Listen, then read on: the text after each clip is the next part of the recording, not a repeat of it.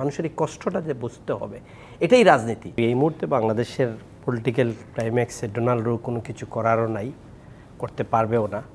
কারণ এই সরকারকে প্রেশার তো কম দেয় নাই সারা দুনিয়া,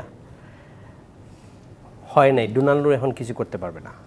ডোনাল্ডো আসতেছে পলিটিক্যাল রেটরিক, একটা বক্তব্য হচ্ছে তার এই সে দায়িত্বপ্রাপ্ত সাউথ ইস্ট এশিয়ায়, সে তার ট্রোলিং করছে, এটাতে তাদের অনেক ইন্টারেস্ট আছে, সেগুলো নিয়ে আলাপ করার জন্য, সেই আলোচনার জন্য আসছে।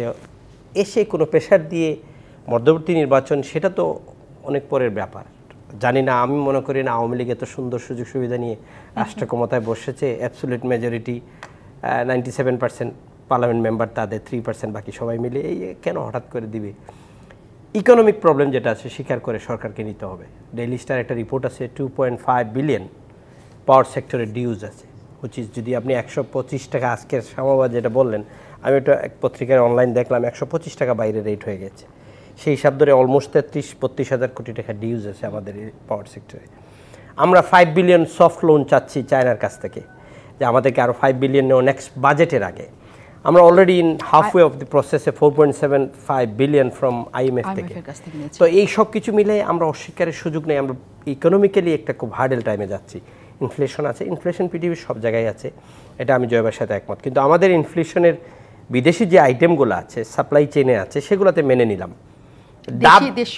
দেশিগুলা ডাব, আপনার এই টকশোতে আমি রমজানে বলে গেছি, ডাবটা ঢাকাতে এসে 180 টাকা হয়ে যায়। ওটা তো আর ডলার দিয়ে কিনতে হয় না। 1, 2, 3 ঢাকায় জমি জিতে নিন 100% ক্যাশব্যাক সহ 20 কোটি টাকার পুরস্কার। লেবুটা আপনার শ্রীমঙ্গলে 20 টাকা হালি, এটা ঢাকাতে এসে হয়ে যায় 80 টাকা, 100 টাকা। কেন? পুলিশ, সাপ্লাই চেইনের, আপনার পরিবহনের, এইগুলো সরকারকে, এবং আওয়ামী লীগের এক বড় নেতা ছিলেন, উনি স্বীকার করেছেন, এগুলো আমরা কমাইতে চাচ্ছি, চেষ্টা করছি। এইগুলাতে কিন্তু আপনি কথা শুনতে হবে। বিরোধী দলের কাজ হলো এগুলো বলা।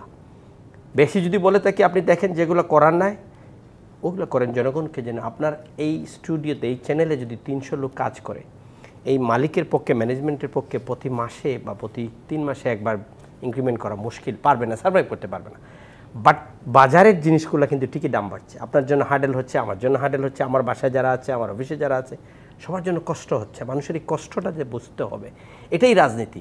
এই রাজনীতিতে যে বিরোধী দল, সরকার সবাই মিলে করতে হবে। এটা যদি না করি, এক পেশে যদি হয়, আমি আপনাকে এক পেশে দেখি, যা বলবেন সব আমার, আপনার কথা আমার শোনার সুযোগ নেই, আর আপনি যা বলবেন আমি শোনার সুযোগ নেই, তাহলে এই দূরত্বটা একই জায়গায় যাচ্ছে, ওই বিরাজনীতিকরণ। বিদেশি শক্তি ইন্ডিয়া, বিদেশি শক্তি আমেরিকা, আমাদের দেশে ইনফ্লুয়েন্স আছে, বেশি ইনফ্লুয়েন্স আছে। এখন সাকসেসফুল ইনফ্লুয়েন্স ইন্ডিয়া, আমেরিকা একটু দূরে।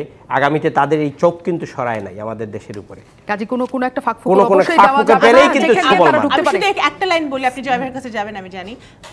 যুক্তরাষ্ট্র বিশেষ করে এবং সব দেশই তাদের একটা স্টেটমেন্টও কিন্তু কোনো দেশ করে না তাদের লাভ ক্ষতি হিসাব না করে। কাজ করা তো অনেক দূরের কথা।